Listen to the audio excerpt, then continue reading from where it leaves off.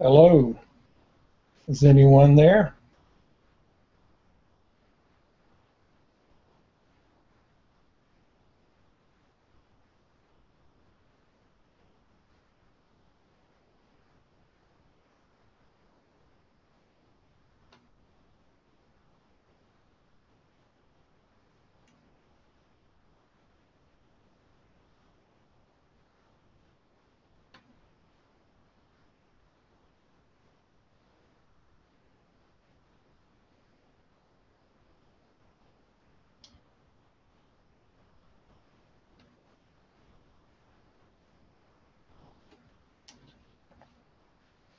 Well, looks like we're live. It's about 1 minute after 1, and my goal for today is to explain how to install and a little bit about how to run the EB program. So I'm going to switch from looking at me to looking at the computer.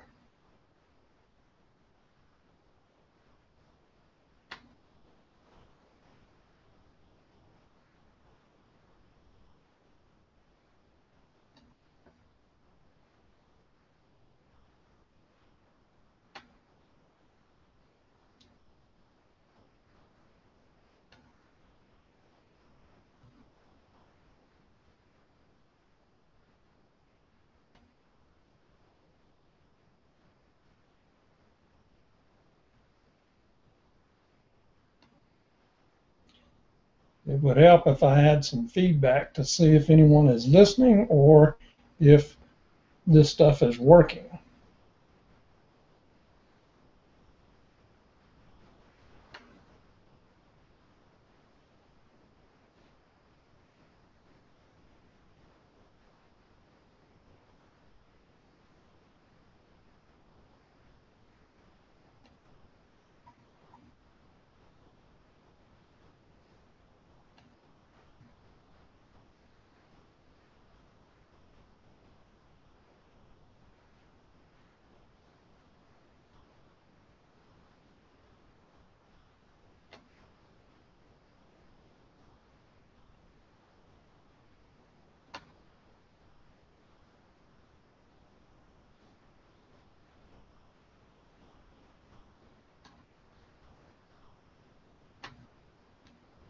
All right, now I'm sharing apparently the screen here from um, Firefox, and what I want to do is go to the website for my program, which is qtebe.sourceforge.net, which can be abbreviated sf.net. If you click there, you'll see this screen, download easy beginners environment in Qt files. So if you click here, it will first lead you to a hierarchical collection of directories and files. So if you're running Windows, for example, you can find this, and this has a glitch possibly today, but if you click on Linux, you can find some download files for Linux, which maybe doesn't work. Let's see. Yes, it does work. However, this is not what I want to show. All right. So if you go up to the bar here and you click on code, then you will be transferred to a section where it has information about um, getting the code with the git command. I'm going to copy that command with Control C, and I want to run that in Linux. And right now I'm sharing the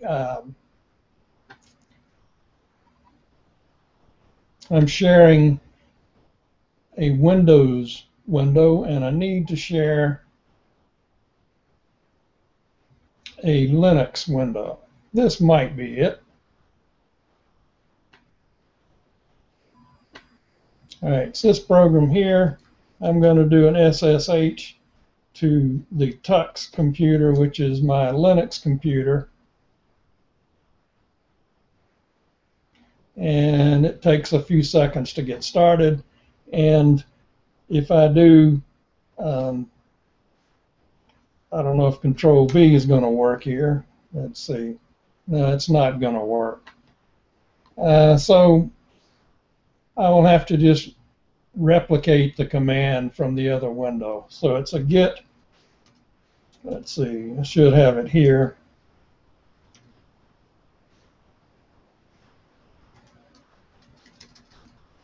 It was git clone, and the clone command for git says make a copy of the information, and it was git :/qteb.sf.net, and I don't know exactly what it's supposed to be, but let's say we put it in the new EB directory when it happens. So I'm going to need to switch to the other window and recover my command.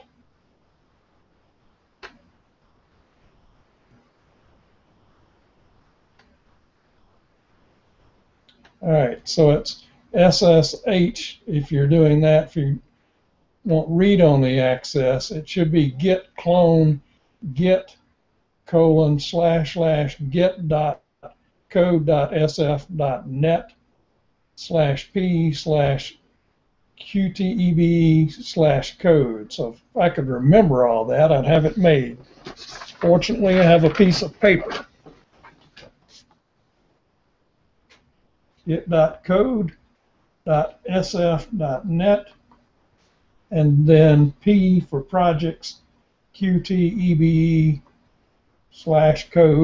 and then the directory that you want to clone it into. So I'll go back to my window that I was just using, and we see that the git command was not quite right. It needed to be in here for the URL git.code.sf.net. If you were running your browser directly under Linux, you would see this immediately. You can just do Control C and then Control V. And P, QTEBE, and /code. And let's see if this works. Yes, it now says cloning into new EBE. And that will take a few seconds.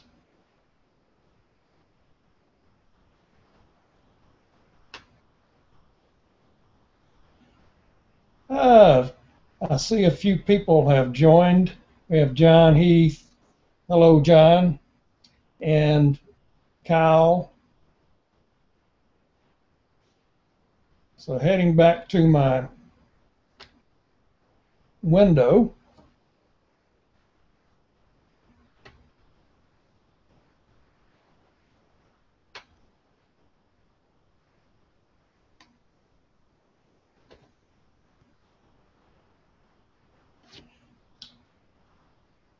I'm going to change directory to the directory I specified, which was new EBE. And perhaps it worked.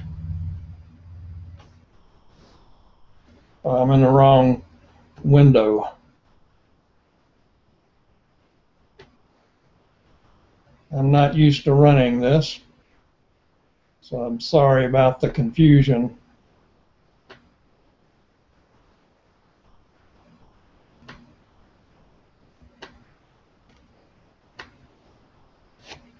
I did this from within the EB directory, which I will repair with the move command, new EBE to ... putting in the directory above, and now we can go to the new EBE directory, and you see that it has a lot of files. In order to build the program, you have to have the Qt development environment installed, which I'm not going to explain precisely how to do, but you need to do that. And I have a script in here called rebuild. And let's see how this works.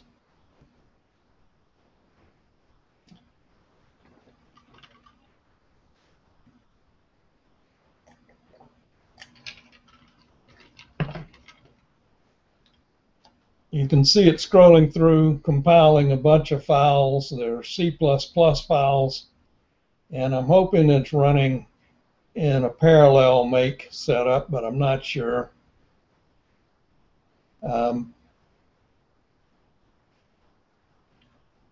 Shouldn't be long before it finishes, even if it's running one at a time. The computer is relatively fast. All right, after this is done, it will have built the program, and you could run it, or you could put it into a system place for it to be stored in more permanently, or for use in multiple directories.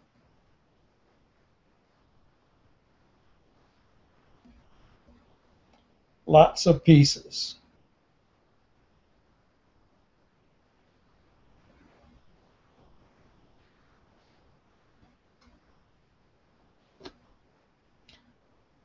All right, it's using the sudo command to copy the EB program into user local bin. So I will cooperate with that. If I can type. All right, it says now you should be able to run EB by typing in EB and pressing return. So there we go. We're looking at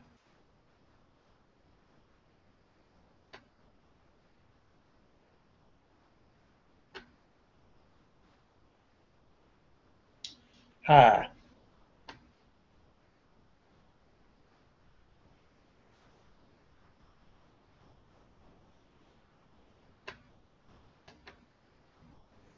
All right. Now you should be seeing the EB program, and it's a little bit crowded looking on here, but you can see a variety of things about the program initially. And I'll start with these toolbars. You can rearrange the organization of the toolbars if you can find the grab handles on here, which I guess one of these must be somewhere in here. There's one.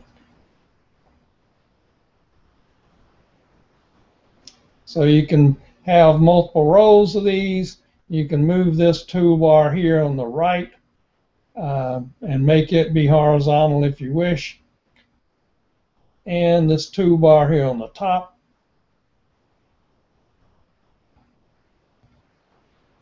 is like that. You can also move these toolbars outside the program, but that would be inconvenient for our setup today. And the text is relatively small. If you use Control plus, then you can increase the size of the font, and Control minus to shrink it. Some of these things that I'm going to show will require showing a different window. But first, let's get rid of some pieces. These little windows here are sub-windows, are called dock windows, and I'll leave that one there, and I'll get rid of that one. So now we've got a terminal window and the edit window. For simplicity's sake, I will change this to use the template program and tell it to bring in an assembly program. And we have Hello World completed. So if we do a click over here in the column to the left of the text, click on a line number and you set a breakpoint, and then this green icon is the run button. So if I click on it, well, all right, Then it runs a program. You can see that now it has highlighted this line that says MOV EDX LEN. I don't think I'm going to try to explain what it's doing, but now we can go up here and we have a next button, and to the right of that we have the step button. Related to those is continue. If you do step, it will not go into a function. So if I do a step, then it has executed that MOV instruction and is ready to execute LEA.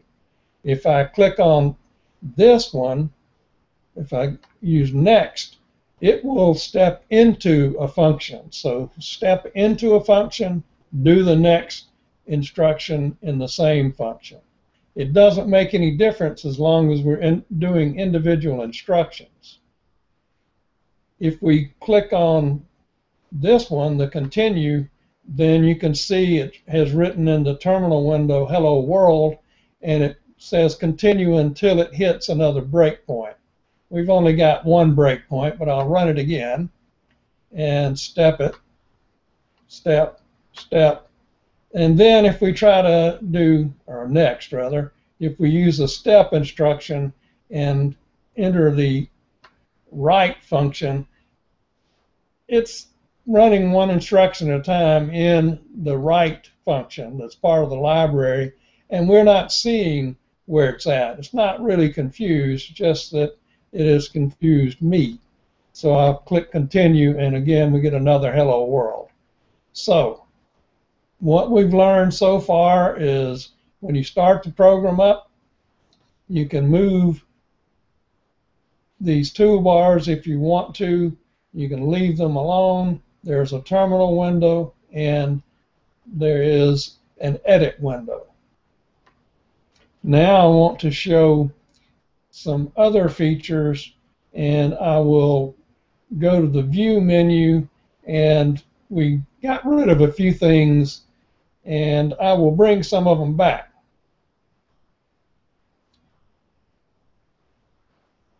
The toy box, I would like to make a separate window. I'll be a little slow getting it done, but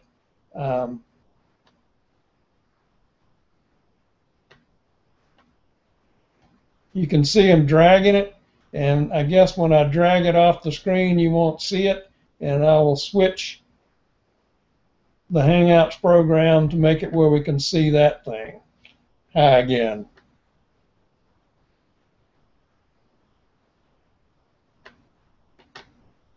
All right, now we're looking at the toy box, which I will expand to make it bigger. Hope that looks reasonably good on your end.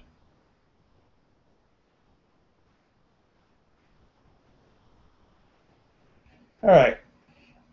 We see here that it has this little choice for which language you want to use. I'm going to stick with C++. This is not particularly useful for assembly language, but you may like it. Up here you can define variables. You can also down below do expressions. And let's see, 0x55 ORed with 0xAA. Then if you click do it, what the computer does at that point is it builds a C++ program, executes the program, prints out some information which is captured back in the toy box, and then it displays it. It tells you the type of this expression is int, and then the format choice is decimal. We can choose hexadecimal. I'm not going to expand that. And we can see that in hexadecimal it is an FF. And we can look at it in binary, and that's all bits 1.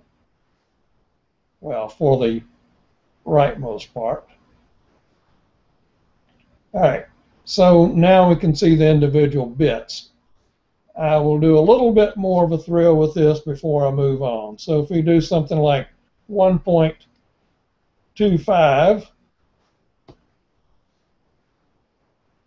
not much excitement, but the expression is 1.25, and the type by default for floating point numbers is double, and the format is decimal, but we get a few choices. We can look at this in hexadecimal, and we can look at it in binary, and I need to expand the window a bit here. This is a very sensitive thing for its resize section of the window.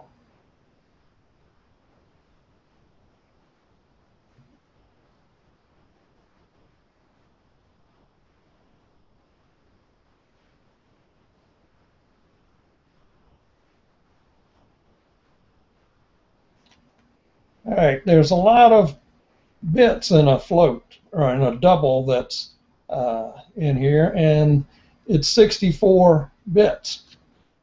So I'm not going to show them all at once, but you can see the first part of it is the part that has the sign bit and the exponent bit. So you can learn a little bit about programs with this. So I'm going to do this again and show it as a binary. And now we have a negative number. The only thing which changes is the 1 in front. This first bit is the sign bit, and if we change it to a binary floating point number, we can see that this is negative 1.01, and we got a lot of bits here. And over on the right, times 2 to the 0 power. It's a little inconvenient trying to figure out how to display exponents. So rather than display exponents, I have it using 2 stars, which is the Fortran notation for exponentiation. And also, relevant to assembly language, we can see the fields of the floating point number. I'm not going to explain those today because it's irrelevant. If this is a toy box, you can use variables, so you can define a variable A to be of type float and give it a value 1.5, and then you can use A down here, and you can then experiment with a float instead of a double. So this is very useful for people beginning to program in C++ or Fortran. Now we'll switch to the other cheap thrill, high again, which is the bit bucket, and I'm using the program at the moment, and I now have the bit bucket displayed. I'm going to move it outside the main window also because it needs to be large. And now I'm trying to get the program to go onto the resize part of this. It is resized now. I can switch to the bit bucket.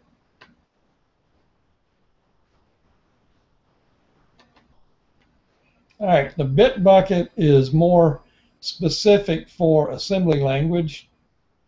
And let's see if I can find the thing here to resize that. The operator is pretty obvious, but let's suppose we want to learn about some binary bit operators. Then we've got the Boolean OR operator, and let's see, the Bitwise OR operator. So let's do Bitwise OR. That's not too confusing.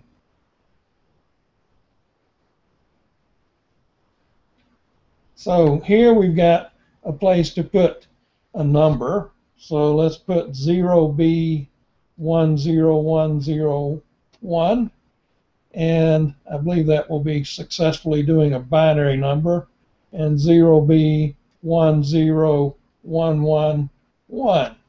And if we then do the operation, yikes, the output doesn't fit in the window too nicely.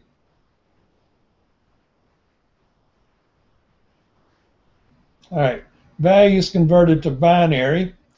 So if we had entered the number as a decimal number, it would have in the first step, convert it to binary, and then it does the result. So the result of doing an OR of this bitwise is this one or this one. 1 or 1 is a 1.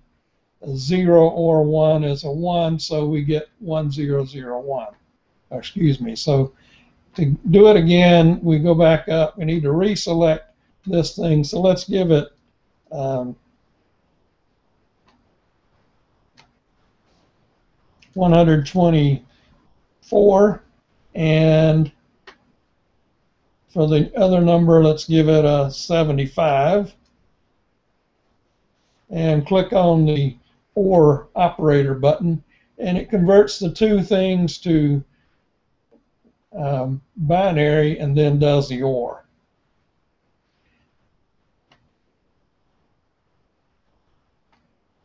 All right, going for integer math, I will illustrate this very briefly so that you can get a flavor for this. Let's say we want to multiply the number 17 times 5.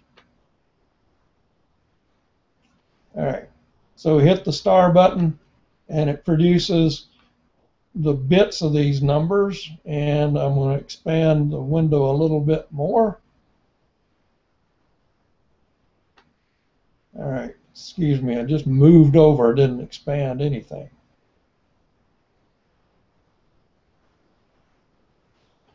All right, so we can see the two numbers in binary, 17 10001, 16 0804s and 02s, and then a 1, and a 5 is 101, 14, no 2s, and 11. Hit the star operator again, and to do multiplication, you need to multiply this first number times each of the bits. It's like you do in long multiplication by decimal numbers. So, but if you're multiplying by a 1, you get the thing that's there before, and it's either going to be directly or it's going to be shifted left. So when I do it by the 1 here, I get the 17 unchanged. When I multiply by this 1, it's going to be shifted over 2 positions. So if I hit the star again, we see the 17 is shifted over 2 positions. It says over here in the comment section, A shifted left 2 bits. And then it adds the two subproducts, or whatever you call those things, together, and you get that number, which I didn't display in decimal.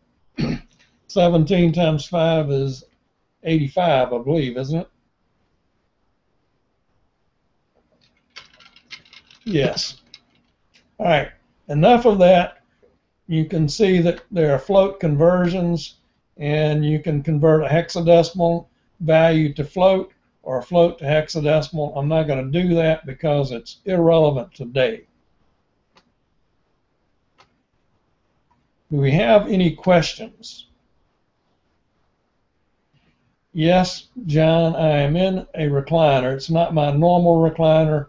I moved to the den, though you can't see any of the den.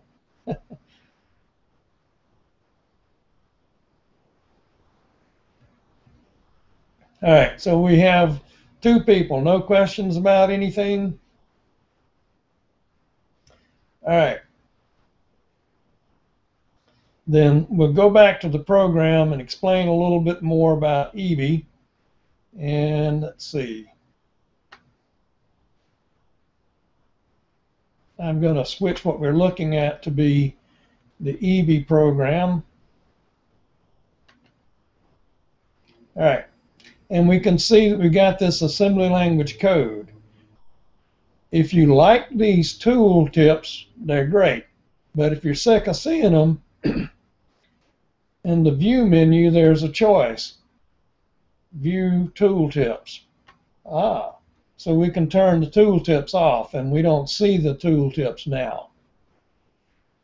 And you see this command line here. If you have a program which accepts some commands, like if you were doing vi space test.asm, the test.asm would have to be on the command line. So you add parameters for the command line there. I don't really want to see those today, so I'm going to tell it to make that disappear. We've got the terminal visible, and I want to see the registers. So I'm going to click registers. And we can resize these items over here. You can see I've got the cursor on a resize bar for this. And the registers, I'm afraid I need to make this window bigger to see everything. So I'm going to expand the program. And I can't see all the registers, but this is good enough. All right, one more cheap thrill here, which could be useful for us. If I grab the title bar of this thing and move it, I can move it on top of the other one. Now we've got two tabbed dock windows, so I can switch which one I'm looking at by clicking on the tab. All right, now if we run the program, clicking on the green alien button, we can see that the first instruction here, and I believe we can see enough by just seeing the first column of the registers, is move LEN to EDX. So if I execute using the next button, the one with the arrow that goes above the code illustration, then we have len, which is D, and it's moved that to the RDX register. When you move to an EDX register, EDX is the first half of the RDX register. RDX is 64 bits, EDX is 32 bits.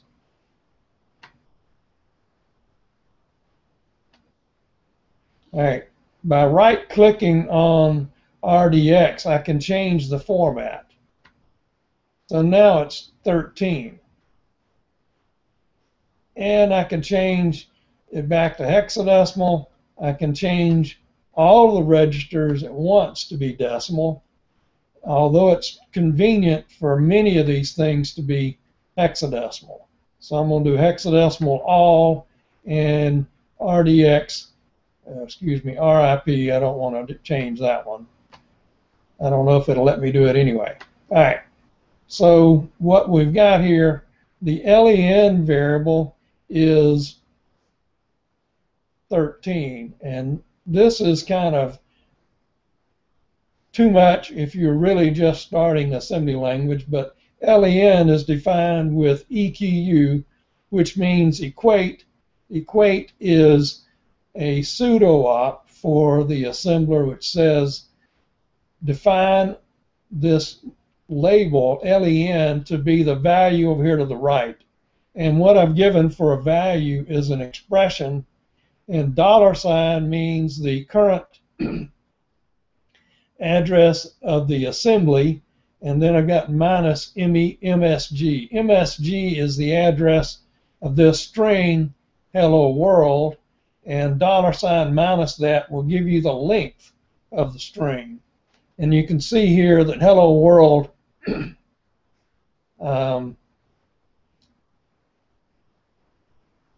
has no end of string. This thing is just binary values. So we're not doing like a C++ or C string, which would have a 0 at the end of the string. Here we don't have a 0 at the end of the string. Instead, I've got added to the end of the string 0x0a, which is a new line character, which is needed to make it successfully print and go to the next line. So if we go down to this line, we have move 1 to EDI, and the parameters for a 64-bit function are 6 of them are in registers, and for most of what we will do with my examples, they're going to be in registers. And EDI will place a value in the RDX register. And let's see, got length in there. Then load effective address RSI is the third parameter. And let's do that. And then do the move EDI for 1. So we've got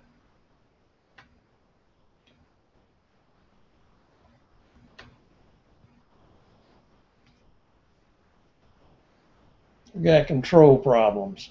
All right. RDI, you can see, has the value 1. That is the first parameter for write, which is the file descriptor to write to. That's effectively standard out. The second parameter is, I think, the array RSI. That's the address of message. This instruction is load effective address. And the third parameter is in RDX. That's length. So we call the write function. And when we do that, it writes it to the terminal, and we get a third hello world. We can do a clear output here and run it again. I'll click the continue button, continue, and I will check to see if we have any questions.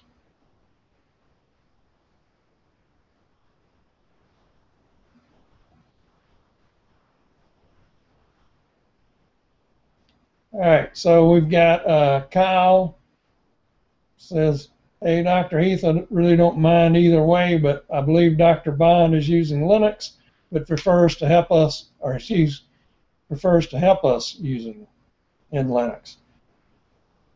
Well, he could be using OS X. OS X and Linux are quite compatible.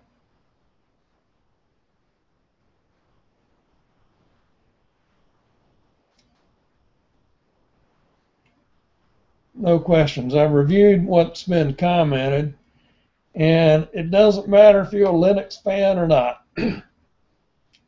But Windows has a different assembly language pattern, and the basic way that it differs is in the registers used for parameters. There are 4 register parameters possible with Windows and 6 with Linux and OS X, and the registers are different. Plus, Windows has a different protocol for making function calls. It expects that you have space on the stack to store those 4 register parameters. Linux doesn't require that, so Linux, no big problem.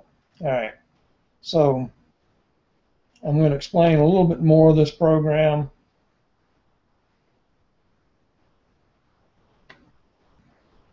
All right, I'll tell it to run the program.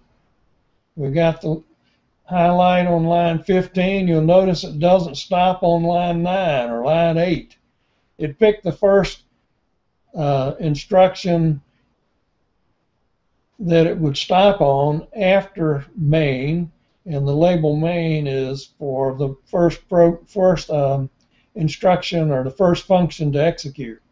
It didn't stop on push RBP and move RSP to RBP. And my interpretation is that the GDB debugger, which is running underneath EB, doesn't like to stop with the stack frame not set up. And the stack frame is set up here by pushing RBP and then moving RSP to RBP. And what it has done when it's done that is has 2 values on the stack that were related to calling main. When you make the call to main involves pushing a return address to be returned to when you return from main.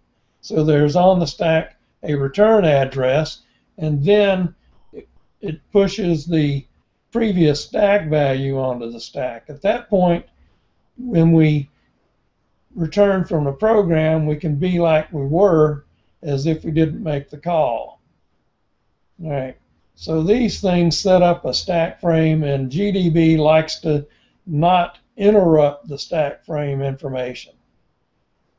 And we go down here, and if we do the step, it prints another hello world, and we are calling the exit function, which exits from the program. All right.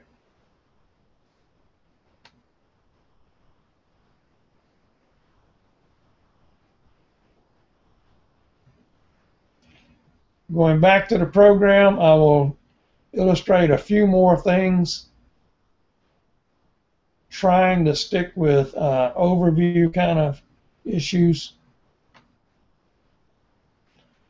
This button that I have highlighted is the exit button, and I'm going to turn back on the tooltips for now. So if you click here, you exit from EV. There is a file menu, and if you happen to be running OS X, it has the same information in the main bar, or whatever they call it under OS X. So we can do new, and you see now we have an unnamed file over here in the edit, and you can have multiple different programs that you're editing, or you can have a program and just a file that isn't a program that you're editing. We can do open to open a file, and let's see. Oh, it's showing you this thing. Let's try args.asm. So now we have a third program loaded, third file at least. And we'll say cancel on the exit. I didn't really want to do that. I was trying to click on the file. We have a save and a save as, close, which would close one of these things. There's a change directory, and that can be kind of handy if you're starting in one place but you want to execute a program for another directory.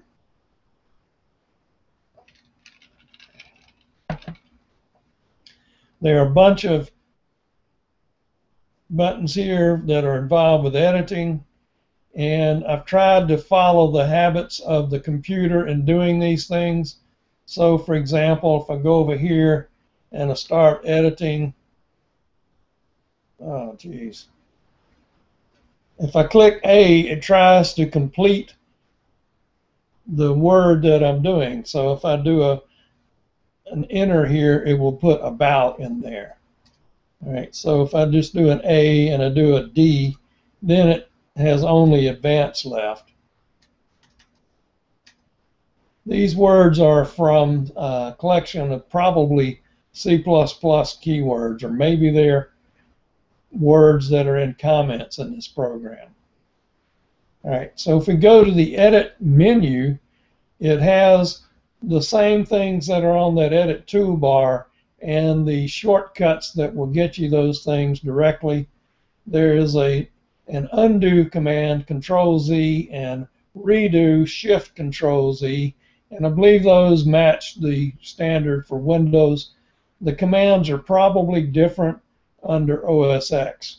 There's a comment command, which is kind of specific here, and if I go to line 3 and I mark some lines, which I believe you can do with Shift and moving a key, and then if I do the comment command,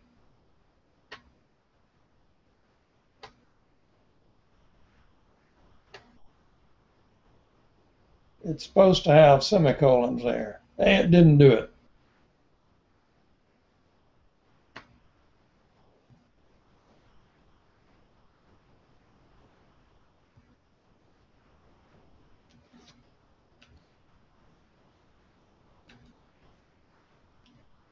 Well, I haven't tried that in a while. I'm not going to worry about that. Let's try the indent.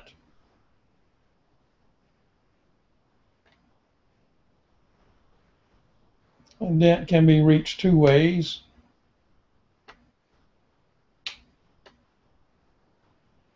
Editing sucks today. I'm not sure why, but it's not too good. The prettify command would only work for C++. There's select all, select none. I will investigate editing after we kill this session. There's a move menu here.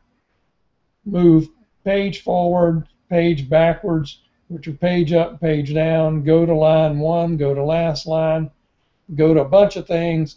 Move line to middle would center the line that you're currently on at the middle of the screen. Let's see if that works. I've got it where it's on the start loop, and I will try move line to middle. Hey, something worked. It's a miracle. All right. Then the view menu we've looked at before, and there's nothing really new here. The increase font and decrease font are here. There's help,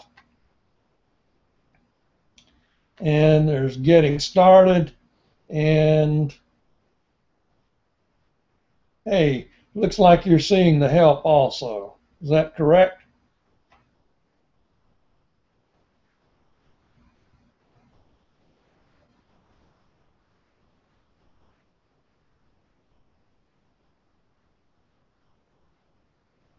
Are you guys logged in through Google Plus or through YouTube?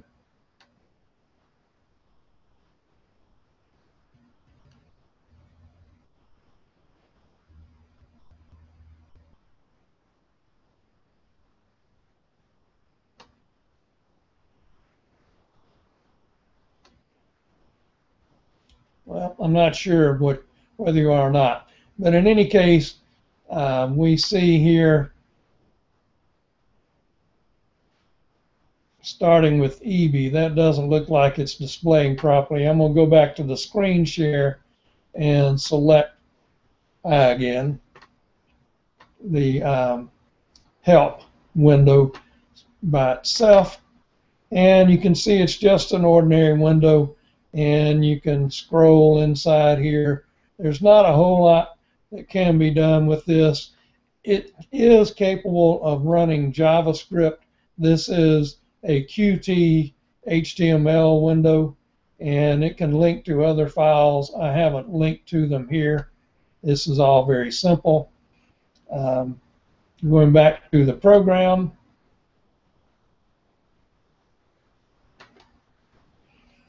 so there are other help files, help with projects, editing, breakpoints, running, and about EB. So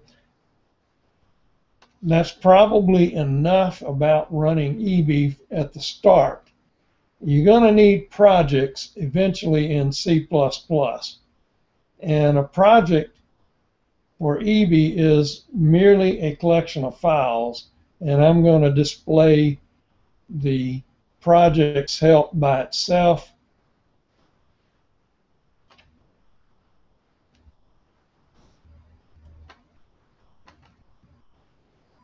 So a project is just a file which has a name ending in .ebe, and it has at this point nothing more than file names in it. If you have a project in use, you can have it consist of several different kinds of files. You could, for example, have a C main program in the project and an assembly function that you're going to call from C.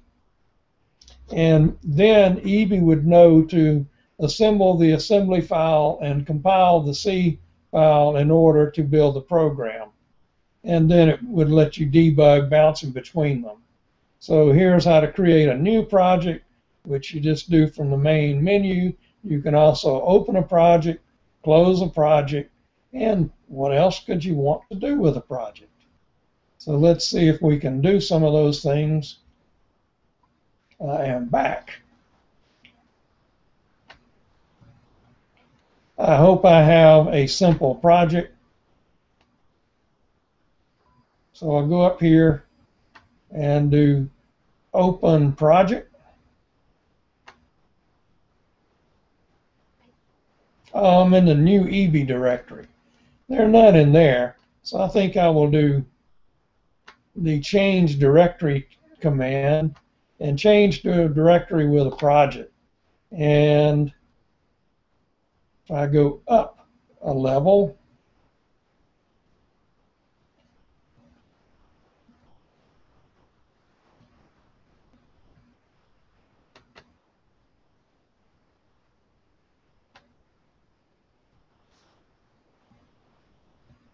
I think the ASM directory has a project file in it. Tell it OK, and now we've got a slightly different appearance. When it switched to that directory, it read the settings file that's in that directory. So now we'll try open project.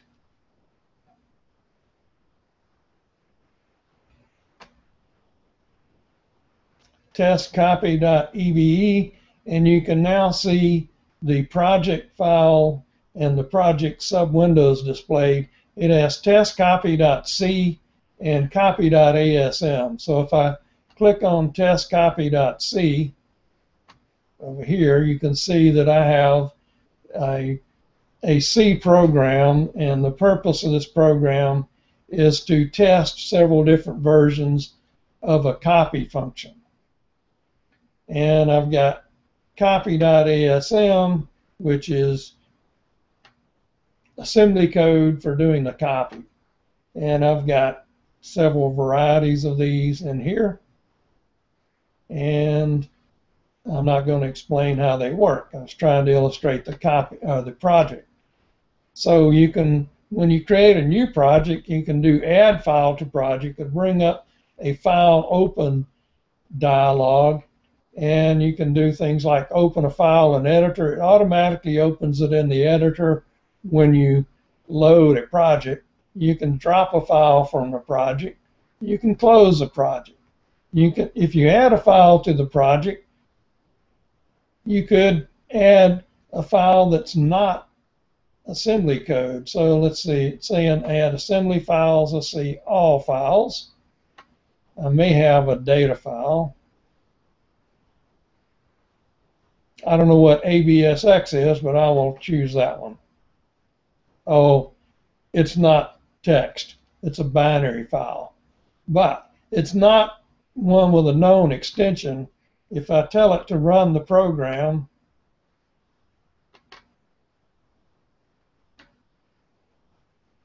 I'll put a breakpoint on line 42, tell it to run. It will assemble the assembly file and compile the C file, and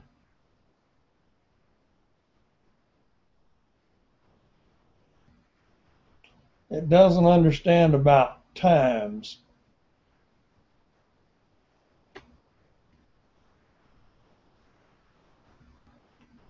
I've got to change something in this program. The times command is not defined. Should be on times.h. I will try one more, and then I'm going to give up on figuring this out on the fly. It'd be different if I could be sure that you were all still there.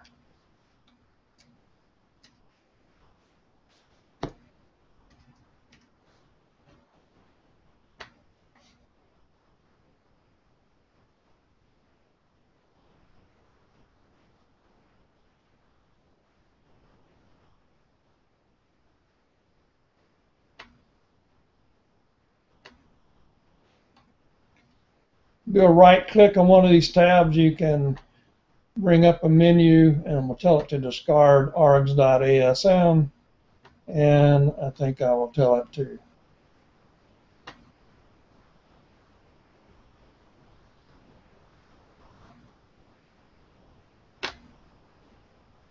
drop that file from the project. Now we're down to two things. Let's try running it again.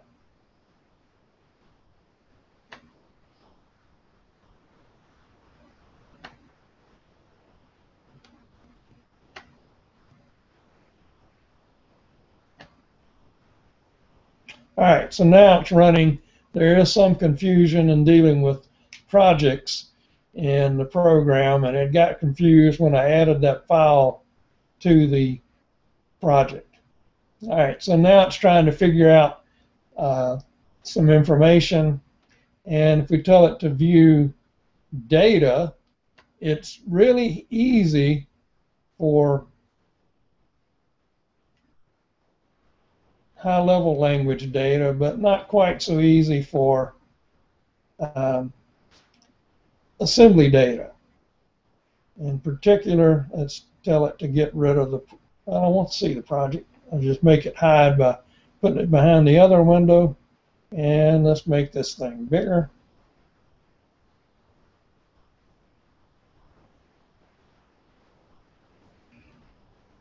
All right, so we've got them all stacked up. Now we can see count. The name is a little large for the sub window, but there it is, and the value is 0. And if I execute that statement, now count is 1, or excuse me, 10. All right, so then it is trying to figure out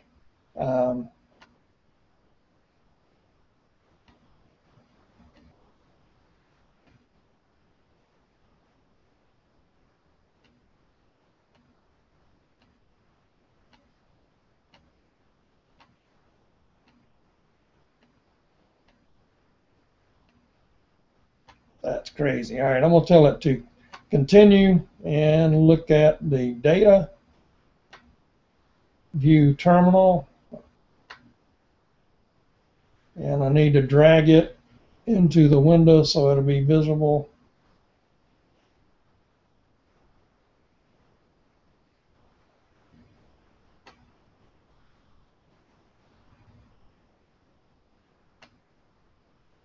All right, so it says rep move SB used 0.01 seconds and bytes per second, and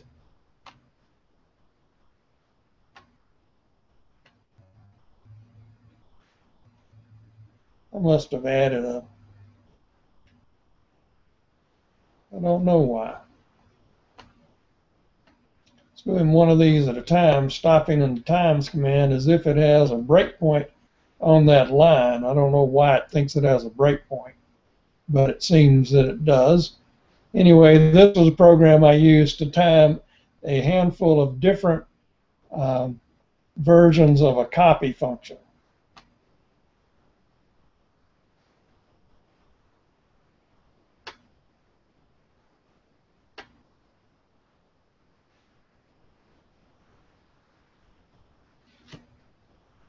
All right, do we have questions about any of this stuff? I think I'm looking at the last thing that was printed.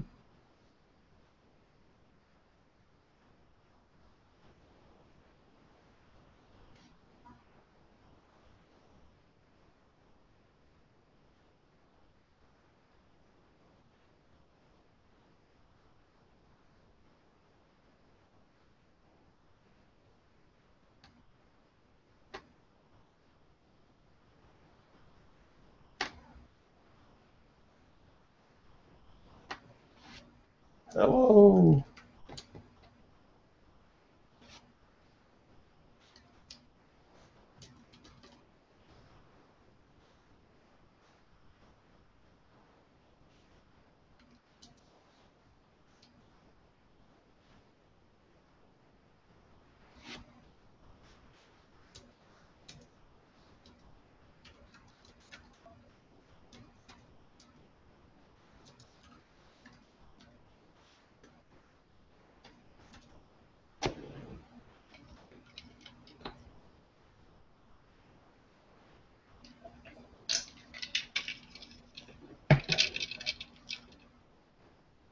All right, 6 viewers, it says. He must be there.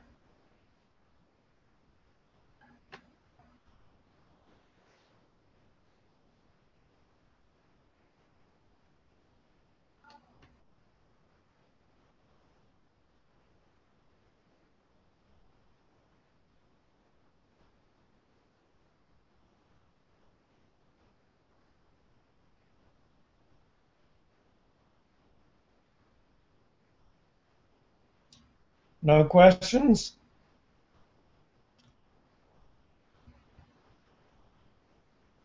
5 viewers, no questions.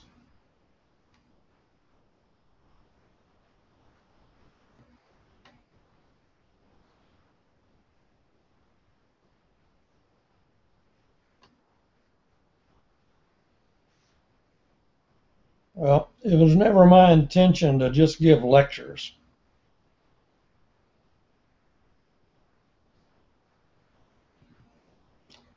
So I'm going to say goodbye for today and email me. Let me know how things went.